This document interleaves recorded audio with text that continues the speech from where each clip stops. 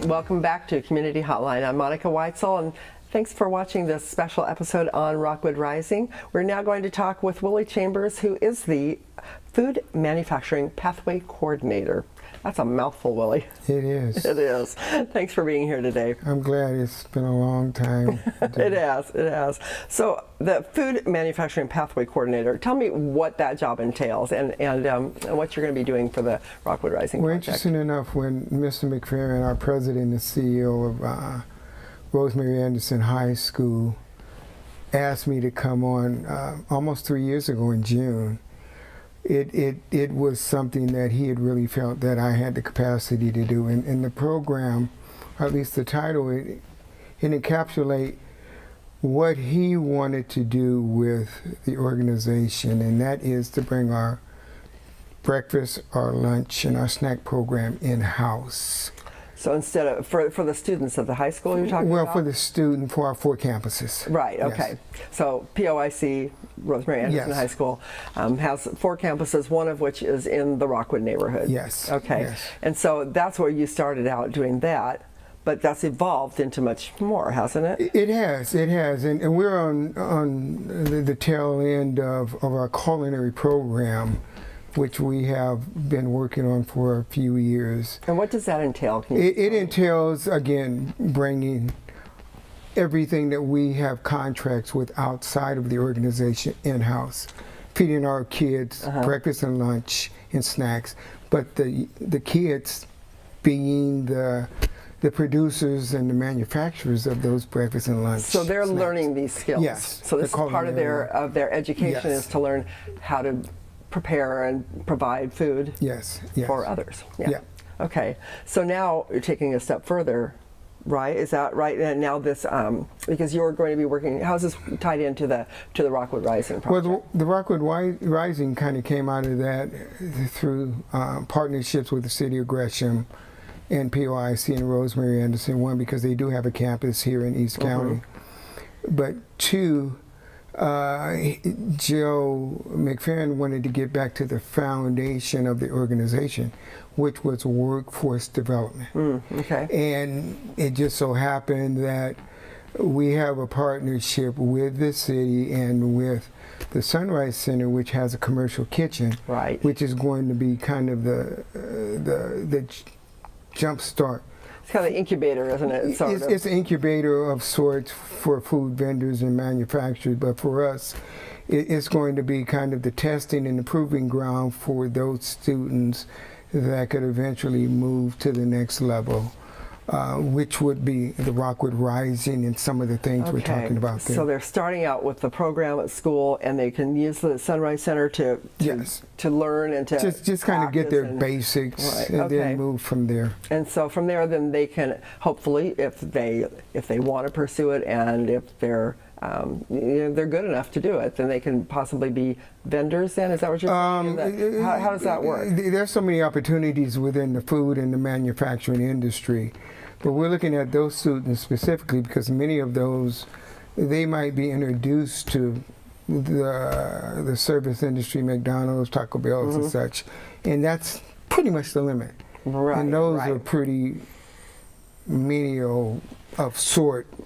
There jobs. may be some opportunities there, but maybe not for everybody. Yeah, but we're looking at for them to be able to move up the ladder in some of the management positions, not just in the service industry of hospitality, but the retail and even the food processing and manufacturing side as well. There's all that. Yeah. Oh yeah.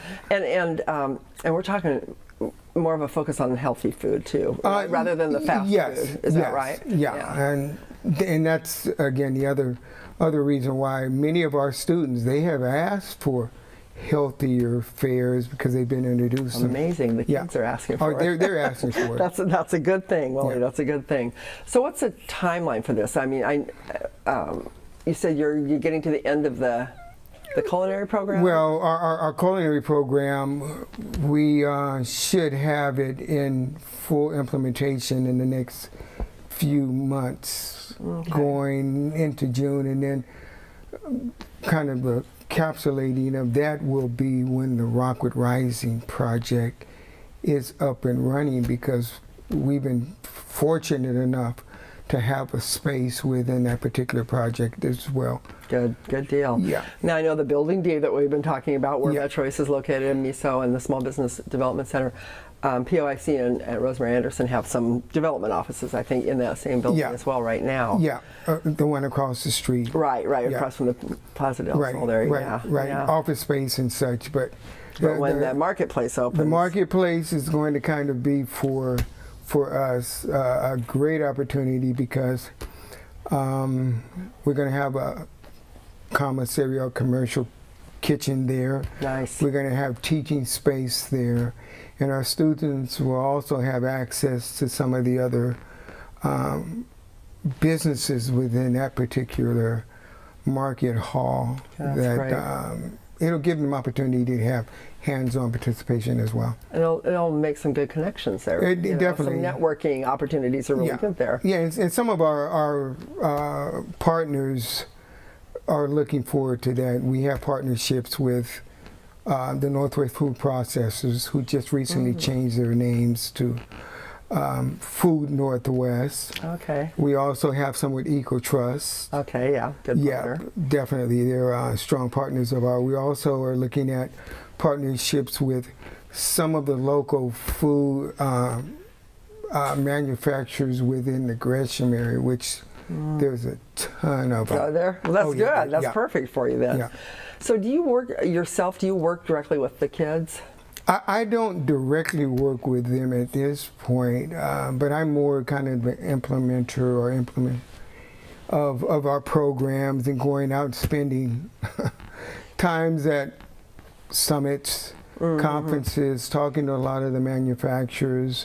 You've had some things go on at the Sunrise Center that you've been really involved with that had to do with food. What has that been about? Right now, I'm the volunteer kitchen manager by permission of POIC Rosemary Anderson, because that's going to be a part of our bigger vision, starting there and then moving up. That they have incubator businesses there. I think right now they have 8 to 12. Is that right? Oh yeah. You've just got your hands in all these little pies here, don't you? I love that industry. Well, I mean, everybody eats, right? Yeah. And the fact that these kids can learn to make, produce, process, whatever, to work in that industry and with healthy food and other organizations around and businesses that can maybe help support them as they get into that, like the MISO and and small business development and whatever. It sounds like a really good opportunity. It's for us. I think it's an opportunity. I dealt a lot, and I deal a lot in STEM and STEAM. Right. The science, technology, engineering, math, and then the A stands for arts. Yeah. Which is huge. I mean, but see, a lot of our students are not introduced to the other side of the STEM and STEAM conversation, which is agriculture, food manufacturing, retail, and things that provide jobs. Oh, family wage jobs. Yeah, very easily. Yeah. And that's been an issue in this area, that there hasn't been enough family wage jobs. So you're really addressing those concerns, starting with high school. Well, and it's interesting because Mount Hood Community College as well as Portland Community College have programs called Megatronics, which is the equipment, the high-tech equipment side of that, that many of our youth and young adults are not being exposed to. Really? Yeah. Oh, it's immense. Again, I go to a yearly event, which was the manufacturing side of food processing. Because manufacturing jobs, there's good money in manufacturing. Well, you have Harry's, Fine Foods. You have all of your manufacturers. Some people think that grandma's in the back filling hundreds of thousands of cups or whatever with yogurt or whatever. Yeah, no, those are high tech facilities and equipment. Yeah. And they have jobs that can pay easily anywhere from $80,000 to $125,000, depending on what side of the industry you're in. Well, I've thought about it a long time, but yeah. So there's opportunities out there we're excited about introducing our kids to. Good. Well, we're almost out of time, Willie. Tell me, what else do we need to know about either what you're doing? Well, say for example, I know I always see you at Rock the Block. And will you be there this year? Will you be? What are you doing there? I will be there as a support with the rest of our staff and team members. But the last 2 years, and we've been privileged to POIC Rosemary and kind of to be the umbrella for that. Yes. And usually it's around STEM. This year we're hoping to bring some of the food components to that. Okay, good. And what's going on in Rockwood with the Sunrise Center. Which that is an event that really celebrates everything that's going on in Rockwood. So I'm excited to see you at that, and then also to see where this all goes. I think this is, I'm looking forward to checking back with everybody that we talked to tonight and getting an update maybe in a year, 2 years, and just seeing where it's going and how kids are learning and how the community's getting jobs, and hopefully this will all work out just like we hope. Well, we've seen each other in a number of areas, meetings and different things. Yes, you're everywhere, Willie. So thank you so much for being on the show tonight, and I appreciate all the hard work that you're doing in the Rockwood community. Well, I appreciate the opportunity again. Yeah, thank you. Thank you, Monica. Thanks for watching Community Hotline tonight. It's all about Rockwood Rising. It's a really big deal. We have so much of the community involved and invested in making this work. So follow it. You can check the website and just follow along and see what's happening. And if you want to get involved, you can check out the website and there's opportunities there. I'm Monica Weitzel. You've been watching Community Hotline. Good night. Thank you.